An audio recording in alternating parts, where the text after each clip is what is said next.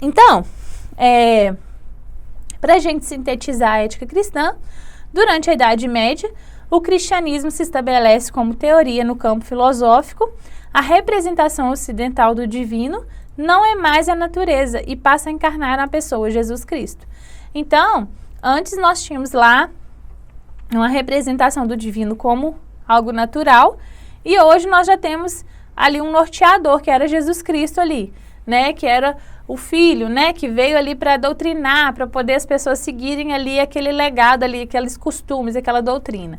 Então, nesse momento, a moral passa a ser entendida como a busca da perfeição, a imitação de Cristo. Então, quando nós estamos falando do cristianismo, né, da ética cristã, nós estamos falando de um padrão que é Jesus Cristo e as pessoas seguindo aquele padrão ético ali de Jesus. Caso as pessoas não sigam aquele padrão, elas são consideradas imorais, elas não estão dentro da moralidade, né?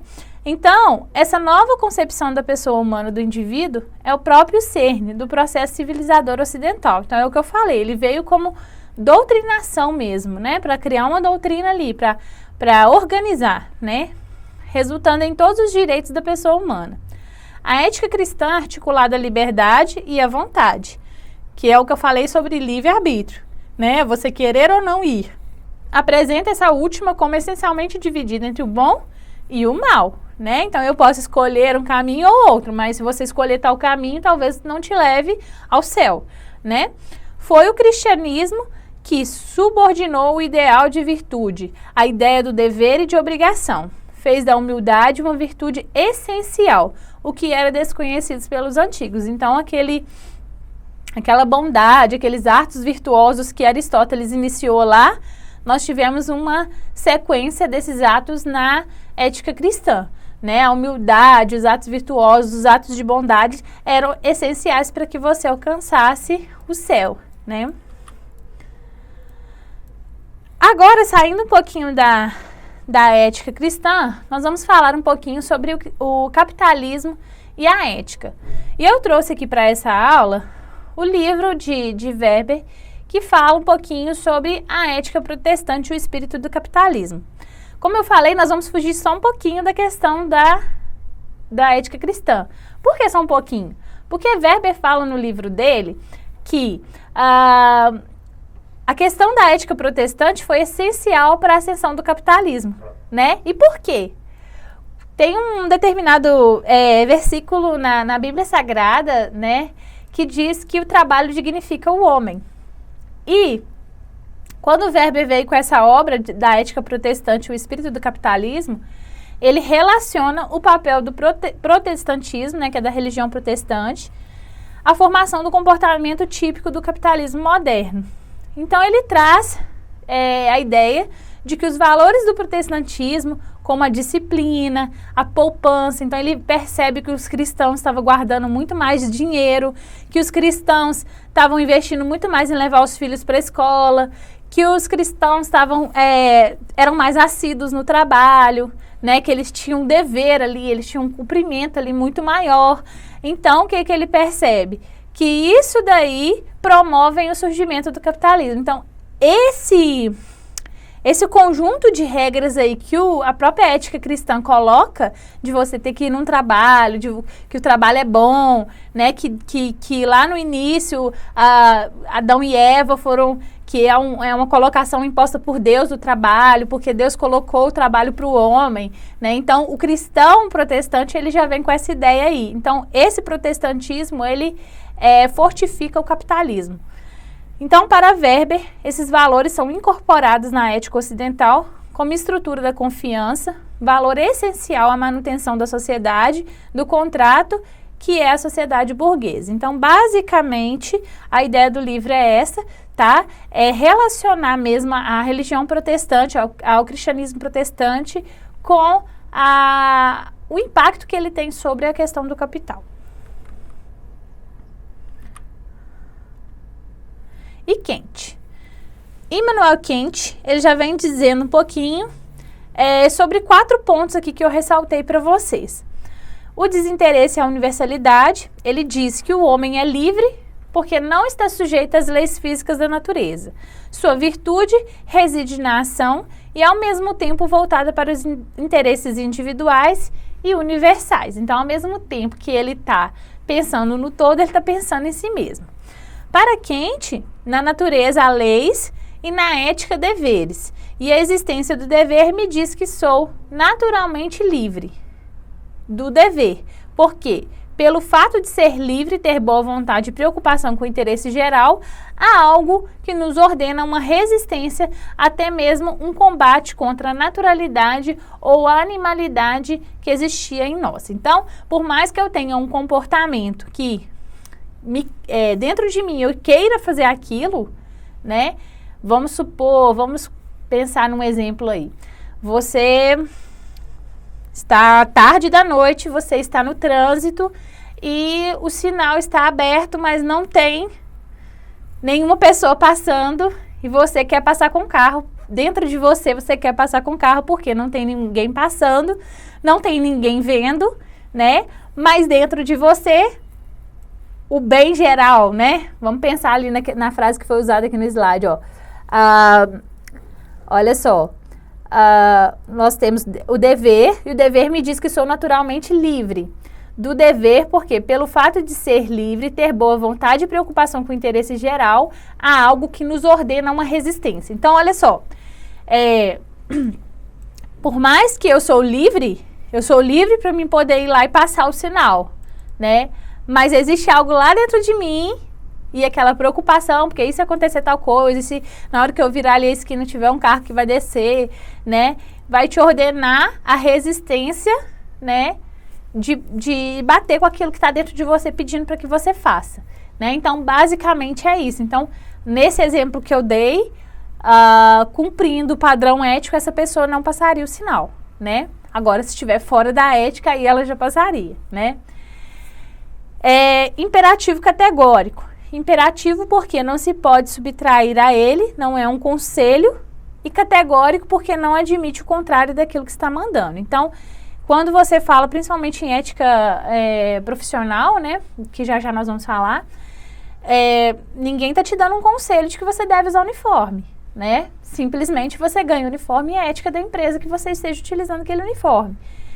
Então, ele é imperativo porque não é um conselho. Mas ele é categórico porque ele não admite o contrário. Não pode ser feito diferente daquilo que é colocado.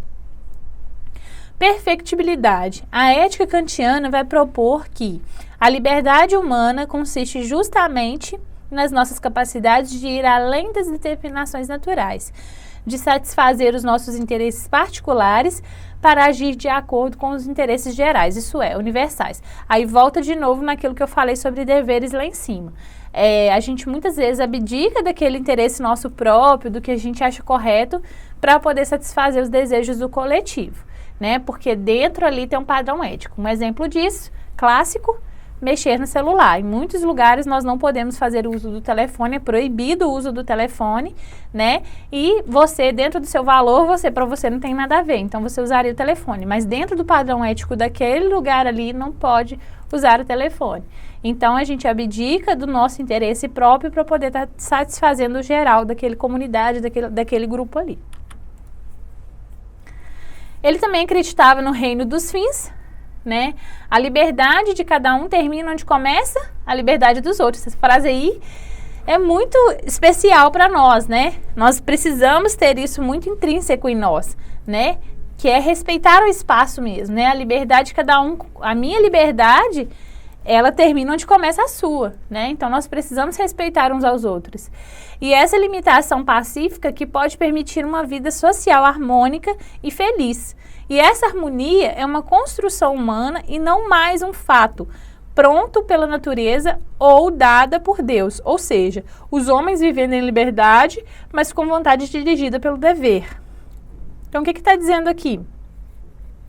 Que não é somente igual era nos tempos antigos, porque antes a gente tinha aquela coisa assim, você tem que fazer isso, senão você vai para o inferno. Não. Agora já é uma coisa mais livre mesmo, né? É algo mais livre, né? Então, é uma construção humana, né? É natural, tanto que utiliza muito a palavra natureza, né? Porque é natural, é algo natural, não é algo imposto. O imperativo categórico, razão do agir ético, que é quando a gente age tendo humanidade como fim e jamais como meio.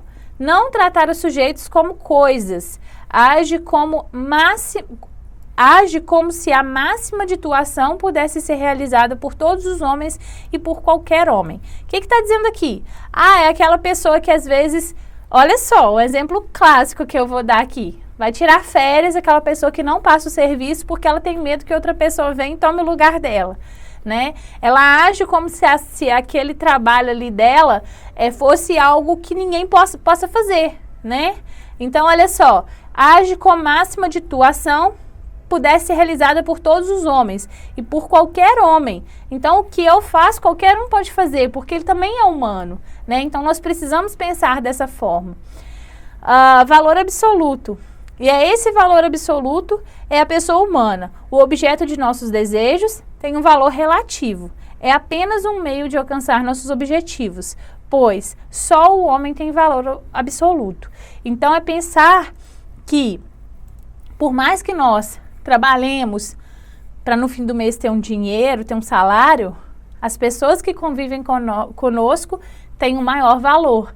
Então, nós precisamos pensar nesse ponto, né? Que o objeto de nosso desejo, que a gente quer alcançar, ele tem que ter um valor relativo nas nossas vidas. E o nosso maior objetivo tem que ser o convívio com os outros, tem que ser aquela relação saudável, prazerosa, né? O nosso maior objetivo tem que ser a questão humana, né?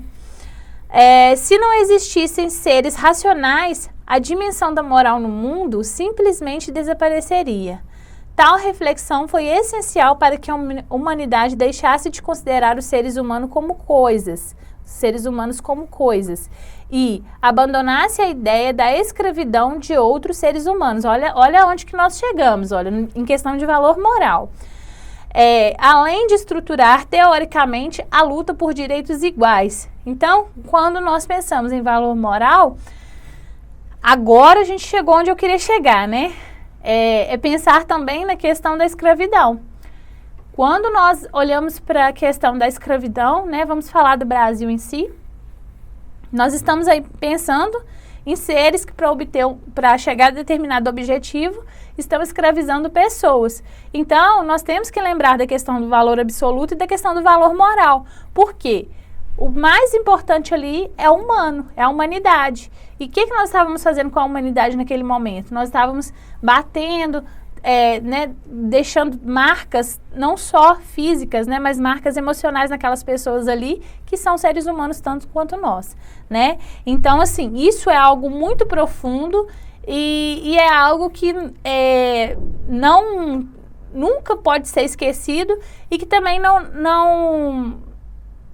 não posso te dizer que isso está totalmente banido da nossa sociedade, sabe? É algo que ainda está presente em algumas das nossas ações, em alguns pensamentos que nós temos e que nós temos que abolir isso.